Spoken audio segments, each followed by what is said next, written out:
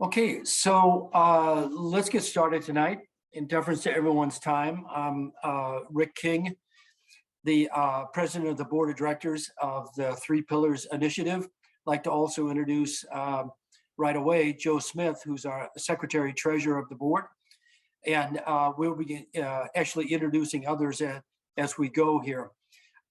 So tonight, we actually want to tell you about the Three Pillars Initiative, and actually for those of you who know us, to give you an idea of what we're up to currently. So to start off with, and maybe just to connect the dots between the mission of the Three Pillars Initiative and what we're doing, we'll have to go back a ways, maybe a decade, to the idea that came up of providing youth leadership development programs wrapped around philanthropy. That's something to get your head around, but because there are a lot of youth development programs around the country, this one, it would be distinctive because of its focus on philanthropy rather than other kinds of youth leadership activities. So that was big, and in terms of our thinking. So the origins of TPI, which we call the Three Pillars Initiative, actually goes back to the creation of the Future Philanthropist program in Oak Park, serving the Oak Park River Forest community. And this was created in 2010, basically with seed money that came from the Christopher Family Foundation in Hinsdale and the Grand Victoria Foundation in Elgin, which is the Pritzker family money, one pot. And the mission was basically to teach teens the art, science, and business of philanthropy as a way to develop their capacity to be leaders in the community, not only as teenagers, but into their college years and beyond, into adulthood. So the program really consists of a series of thematic learning experiences, and those are also experiential learning experiences, very hands-on, that are basically around the major components of philanthropy. And we break them down into three major components, which are raising money, granting money, and volunteering. Those represent the three pillars of philanthropy and are the subject of the curriculum that we've developed to deliver that. And talking about delivery, another unique part of this program is that professionals really are not delivering the program.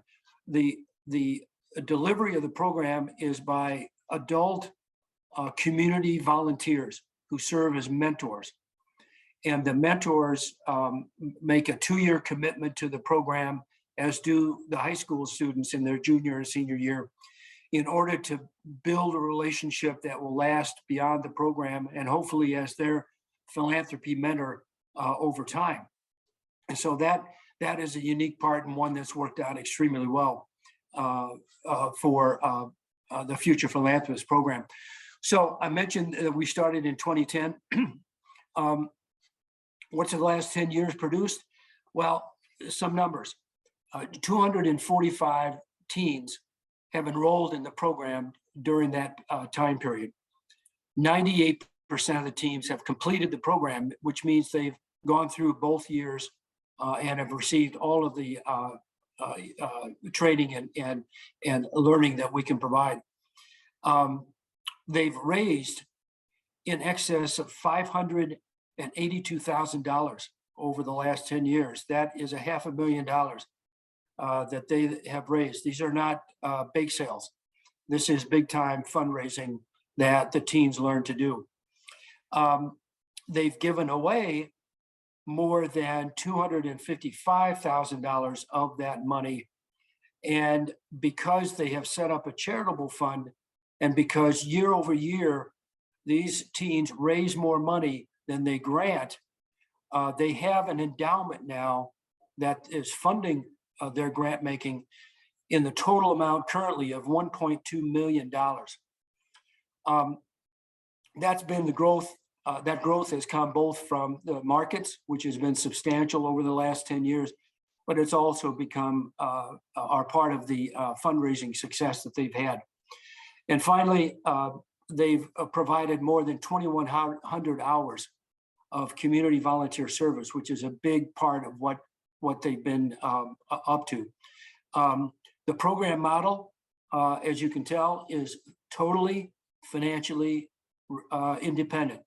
It is sustainable and will continue to be sustainable in perpetuity because the amount of money raised every year goes on top of the earnings of the fund, and they still give away the money that is very important for them each year to do. So, and all those statistics are fine, but I can tell you most importantly that this program has resulted in students receiving a learning experience that they are very rare in terms of those who participate in this kind of program. You're going to hear from at least two who are on your screen now, two of the students that are currently in college, actually, and others who have graduated to tell you more about this. Our board of TPI is composed of former FPP mentors and students. We have a board that it includes friends of the program and donors. I want to mention two right off the bat because they are paid program officers, Remy Sheehan and Maggie Healy. Both of them are 2015 graduates of FPP and are 2 years out of college, I think, if not more. Not quite. Okay. But this has been an amazing journey, and I actually want to turn this over now to two of our graduates, both of the class of 2018 FPP. The first one being Grace Dirks, and followed by Sydney Rayburn. So Grace, please take it away. Thanks, Rick, and hello to everyone. I'm so glad you guys could join us tonight. As Rick said, my name is Grace Dirks. I'm a member of the Future Philanthropist cohort of 2018. I was from Oak Park. I graduated from Oak Park River Forest, same year, 2018. I'm currently a senior at Fordham University in New York City, where I'm majoring in humanitarian studies and minoring in psychology and Irish studies. I also am a current board member of the TPI, and at the moment, I work in an organization called NGO CSW New York, which stands for Non-Governmental Organizations Committee on the Status of Women in New York, which is a parallel organization to the UN. And it runs a forum for 2 weeks every March that allows civil society and non-governmental organizations and individuals to really put forth their voice into the UN about feminist and women's rights, which is usually not as accessible on the UN side of things. And without FPP, I probably would not be in the position that I am today. I entered the nonprofit field in terms of jobs after my freshman year of college. And I was only able to do so because FPP taught me that I had a voice and that adults would actually listen to me if I was able to raise it loud enough and format things the correct way, and that I had legitimate experience that was worth sharing. FPP is the first time that adults besides my teachers or my parents really ever sat down and listened to anything that I had to say with any sort of real attention. And that really gave me confidence to try to really pursue my passions in college. And the state that the world is in right now with COVID and climate change, we could always use new and better voices. Youth activism is one of the most powerful things that the world has to offer. And so the more we empower those kids to really stand up and give themselves a platform or a voice, and the more that we as adults can give that to them, the better the world will be. And the TPI model allows for that development and nurturing of those voices and those kids. And so FPP has taught me to be creative and innovative in my work that's worth sharing with others. And I'm just really proud of where I am today. And I'm so thankful for all that I can say came from FPP and the wonderful people that worked in it. And I'm so excited for the opportunity for TPI to really go larger than just the Oak Park River Forest community. So I'm going to now hand it off to my colleague and fellow board member, Sydney Rayburn, who will be discussing where TPI is headed in the near future. Thank you so much. Thanks so much, Grace. Hi, everyone. Thank you for joining us tonight. I am Sydney Rayburn. I'm a senior at Brown University studying public health currently, and I am a member of the FPP class of 2018, just like Grace, as well as a member of the board of directors of TPI.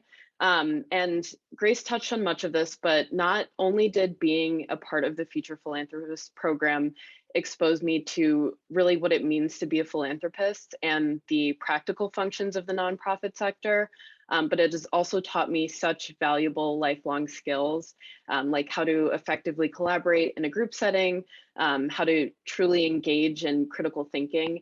And these are things I've learned through the program by assessing grants and nonprofit organizations, and conducting root cause analyses of global issues, and certainly skills that I have developed and utilized in my college career as well as my professional career. And I'm just so fortunate to have been a part of such a comprehensive, valuable program. And I believe in this mission of the organization to provide these skills and knowledge to youth across the country. And I think it's just such a unique opportunity. And I believe in increasing access among youth to this curriculum, which is what our aim is with TPI, in order for students just like me and just like Grace to be able to have such an immersive experience in philanthropy, and to foster the next generation of philanthropists. So I appreciate you all being here and listening to a little bit more about our mission. And I would like to hand it back off to Rick. Thank you, Sydney, and thank you, Grace. You can see why we're not only proud of Grace and Sydney and the other FPP graduates in our program that serve on the board of directors, but they obviously demonstrate the impact of a program like this on their own careers and their own life. I'd also like to acknowledge the fact that we have other FPP graduates on the in this Zoom also. And I want to introduce you, and I'm actually going to come back to you in a few minutes for any comments that you would like to add. Those include Molly O'Donnell. They include Fran Reckers. They include Jack Van Erman. And of course, I mentioned before, I did mention before, Joe Cassell, who is also on the board of directors, as is Molly and Fran. And of course, I've mentioned Remy and Maggie, and would like to have each of you think about a very brief point that you might want to make on why this program is important to you and was important during your high school. But we wanted to also in the chat function ask you for questions as we go. Those of you that do have questions, if you could put that in the chat box. Joe is going to be tracking that box for us, and we'll be able to come back and give you answers on that.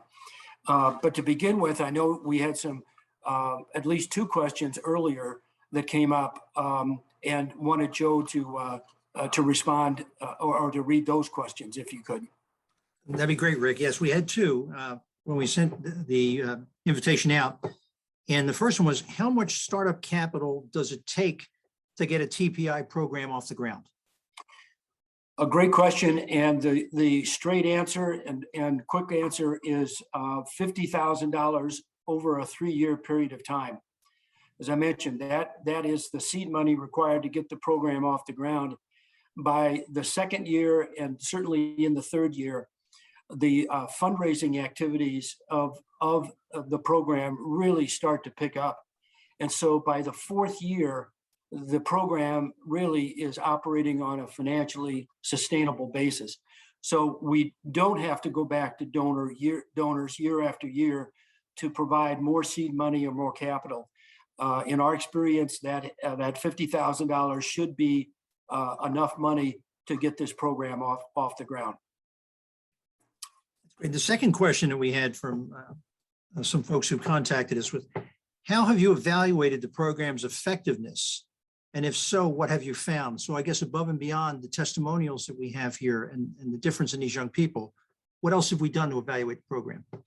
Great question also. And two things that we've done, one locally and one nationally, is to invite Dominican University in River Forest to, through their graduate school of social work, to come in and evaluate the program in terms of impact on youth. They did this twice, 2 classes that were not back to back, but I think 2 years apart. 2 years apart, had developed a survey instrument that really looked for what was different about a person before they took the course and after they took the program, and showed that a number of things. One that really stood out is the interconnectedness of the cohort of students as they went on in their college career and others. So the ability to really build some strong ties around the topic of community betterment and making this world a better place to live, they become almost like a special group. I remember some of you who have been on a tuition or a study abroad group when you were in college, and how special that was.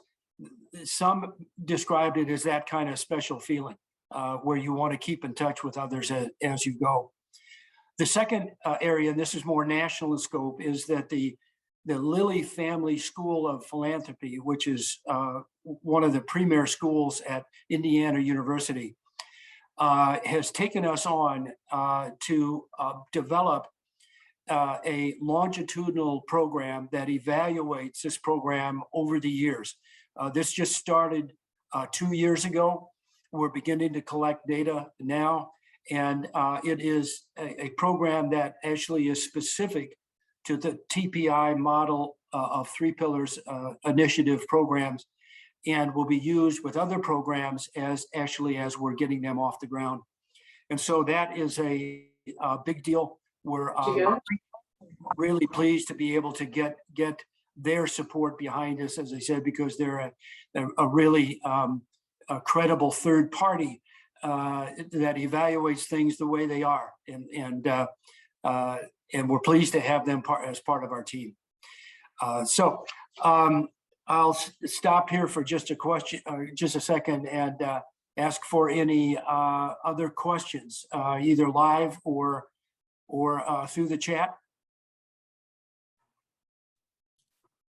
I don't have a question, but I just got an email here while we're doing this from one of my old buddies who couldn't make this, but he's just pledged $1,000. Terrific. That's great. That's great. Unbelievable. That's good. Well, let me say, before we get into the pitch, which I'm sure you're all just waiting for, to have Grace and Joe, if you could wait, Joe Cassell, if you could wait just a second. Molly, Fran, Joe, Maggie, Remy, any quick words of encouragement that you have about the program? Yeah, I can go ahead and start. So I was FPP class of 2019 along with Joe, and I'll just kind of give a sort of brief overview of my sort of trajectory and background from there.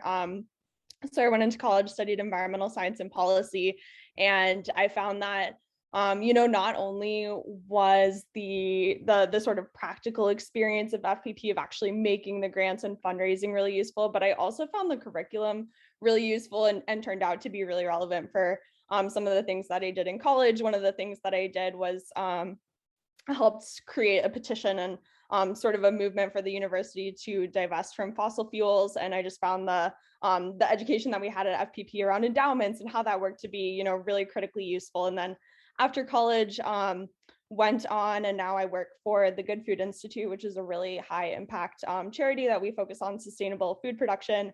And I just think that my time in FPP was so critical for empowering me, also giving me the mentorship. I really appreciated, being able to keep in touch with my mentors from FPP and the alumni network is really great, and really excited to see how that grows as well with TPI. And the prospect of having a more national alumni network from the program is really exciting to me. So just really excited to see where it goes. Thanks, everyone.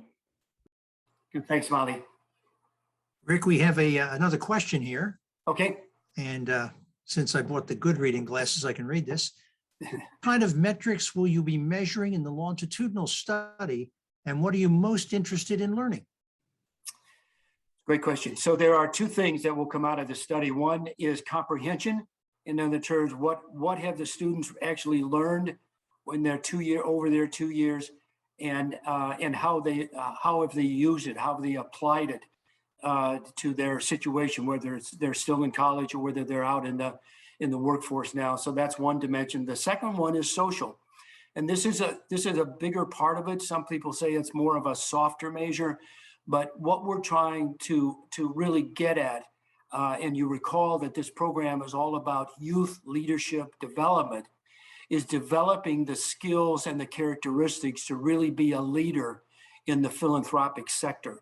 And that's the point of the second part of the evaluation, is how these students have changed from when they started to where they finished, and hopefully, as time goes on, prove that those learnings were in fact important in the long term, not just the short term. And so those are the two. And we hope, our biggest hope, obviously, is that we will see these FPP graduates in leadership roles. And I mean top leadership roles on boards, on commissions, on local activities that they feel passionate about, and following their dreams to make an impact in the world. And that's where I think the most satisfaction will be shown, is when we can demonstrate that these graduates actually have fulfilled those roles, in addition to obviously having a very successful career, whatever path they choose. So Fran, tell us about your experience with FPP. Hi, everyone. I was a member of the 2014 FPP cohort, and then after I graduated college, I actually returned to the program as a graduate mentor for the 2018-19 school year. And currently I work as a research specialist at the University of Pennsylvania. My experience in FPP was incredible, and like Grace and Sydney touched upon, was really empowering for me. I entered the program kind of shy and reserved, and still am a little bit, but I definitely didn't see myself as a leader when I entered the program, but I learned so much during it. And one of the biggest lessons was that leadership can look different in different people. It can take many different forms, and you don't have to necessarily be the person who speaks the loudest or speaks the most. And you can still have a big impact and a big contribution, and people will still respect and listen to your voice and what you have to say. Great, thank you, Fran. And Fran is in a great program there. And what is your degree? What degree are you earning? Oh, I'm actually in between school right now. So I have my bachelor's, and I was originally planning on pursuing a career in research, but I think that I am shifting gears a little bit, and I will be pursuing a master's in policy, perhaps education policy, so that I can help make an impact on improving kids' development and their time in school and making that a better experience for them. That's great. That's great. Never too late to change your direction and with your passion. So, Joe Cassell. Yeah, hi everyone. Sorry, I'm without a microphone or a camera here tonight. But, I'm Joe Castle, and I was on the 2015 graduating class of FPP, and was fortunate enough to reconnect with Rick after college when I was back in Chicago working. And from there was able to get involved and be a member of the board. But yeah, similar to what Grace said, for me, FPP was really the first time I was given real agency and kind of realized that, even at that young age, we were all able to kind of come together and make true impactful changes in the community. And then not only that, but be there to visit and kind of see how they played out over time, which was really special to me, just seeing no matter really the age or the background or what, all of us were different walks of life, but, real impactful changes that came from FPP were special. That's great, Joe, and thanks for those comments. I wanted to also acknowledge that we have another mentor, FPP mentor on the Zoom call, and actually one of the first members of the TPI Board of Directors, and that's Scott Moeller. Scott, if you want to say a few words. Gosh, thanks, Rick. Yeah, what a tremendous program. I was fortunate to be a mentor and with FPP for a few years and saw just the magic of this program. And then I had the pleasure of working with Rick in the early days to get TPI up and rolling. And we're gaining traction, and it's such an exciting thing to be able to take this thing that was incubated in Oak Park and take it out around the country. So, and you can just see all the success stories here, and everybody, it's just, we're planting these seeds and they're growing and they're taking off, and it's just really amazing to watch. So thanks for having me. Great. Thanks for being with us, Scott, and your continuing contributions as well as support and activities in the program very much. So, so we wanted to tonight set a reasonable goal of raising about $15,000 tonight. And we picked that goal because we not only thought it might be doable, but because also at this time, we have two anonymous donors who have challenged this group to a dollar for dollar match up to $7,500. And so if we can reach, if the donors having set that bar at 7,500 to match, if we can meet that, we've met our goal, and hopefully beyond. So just to throw that out there, if you obviously want to help the kinds of young people in preparing them to take on these kinds of leadership roles, we'll want you to be a friend of ours. We'll want you to follow us and support us in any way that you can, and not only monetarily, but from a standpoint of promoting the program and talking it up wherever you go. So while you're thinking about that, Maggie and Remy, as the program officers who've dealt with many communities across the country over the past couple of years, tell us about your experience and kind of what you're doing at this point. And both of you are class of 2015, right? Okay. Yeah, so I'll go ahead. I'm Maggie Healy. As Rick said, I graduated in the 2015 class. And if you had told me that my first day of work would be spent on a plane with Rick King going to Wichita for a conference when I was in high school, I wouldn't have believed you. But Three Pillars Initiative has honestly changed the way that I look at the world, the way that I've looked at my experience in FPP.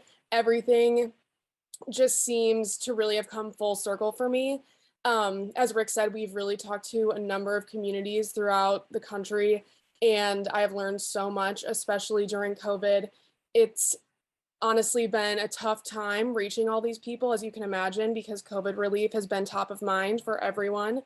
Um, but I've just been able to learn so much, especially from the board members. They've been incredible. And Remy is my partner in crime at this point. So it's just been great. And everything that I have learned from TPI has just compounded what I've learned from FPP. So it's been an incredible experience for me. And what was 2 years of FPP has now turned into 4 years of my life through TPI. So it's been great. And I'm actually the oldest of 5 kids, and I believe the fourth one is now going through FPP, and the fifth one just isn't old enough yet, but he will be too. So, yeah, it's become a huge thing in my family, and I just love being able to share that with people throughout the country. Good. Thanks, Maggie, so much. Remy. Yeah, I can add on to that. As Rick and Maggie both said, I'm Remy from 2015 also. Obviously, this is what I do for a living, so it's going to be, kind of strange for me to talk about it in terms of that, but it's something I really enjoy doing, actually. It's really interesting for me to be able to see the way that other communities interact with the type of material and the type of work that we do. And I think one of the most interesting things for me has been like the change that has happened from when we started a couple years ago to kind of where communities are at now, where the shift from a couple years ago tended to be communities just not fully, understanding this type of, work and really not grasping why you would use kids to deal with real life money. That's something that was kind of foreign to a lot of people. Whereas now a lot of the conversations I've been having is that this is something that they really want to do and are just kind of more trying to figure out the actual logistics of what does that look like? How do you do that?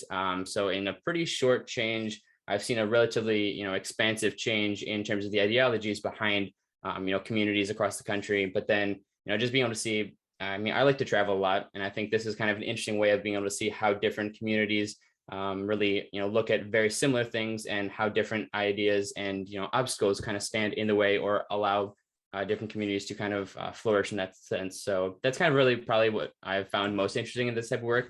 This nonprofits in general and this type of work is something that I, kind of want to do for a long term like that. But I've really enjoyed getting to know the people that I talk to, and I've been able to keep in contact with, some program officers from California and some from Texas for 2 years now, which is kind of strange to develop those relationships, but it's been really interesting to kind of develop these types of things. So I've really enjoyed this opportunity now that is entirely different from my perspective when I was in FPP of, going through the program and enjoying it from that perspective. And I think they complement each other really well. So I'm really glad I've got to, be on both sides of the coin at this point.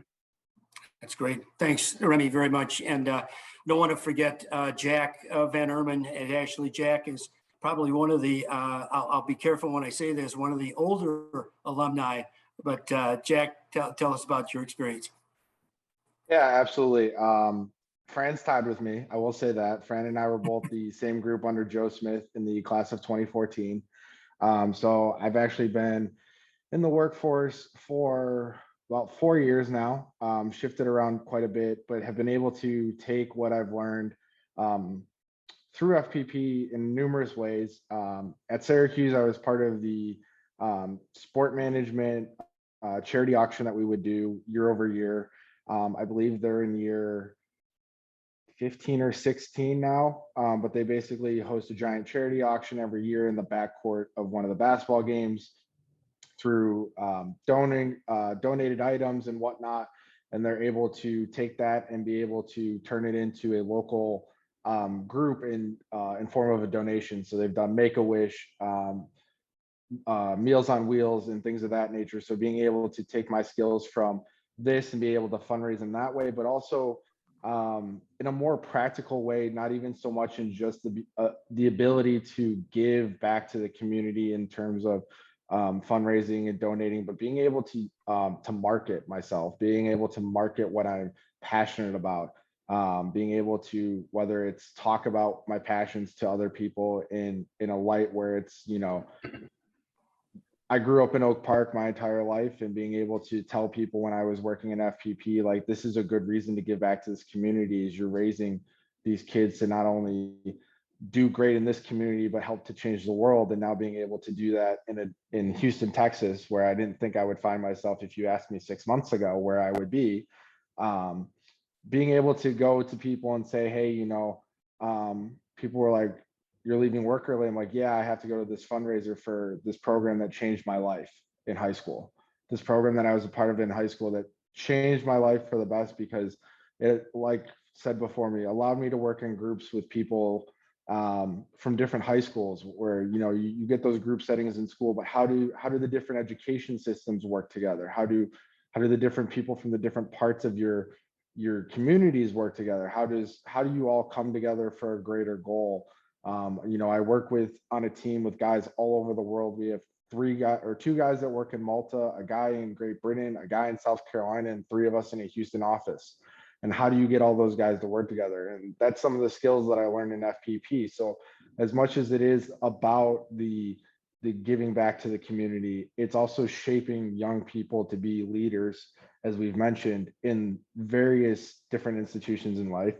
I work in sports betting, which is a crazy industry at this point, but we have Fran who's doing research medically, and we have other FPPs just doing astonishing things throughout the world and throughout the country. And to be able to see how this program has shaped each and every one of them it blows my mind each and every time I think about it.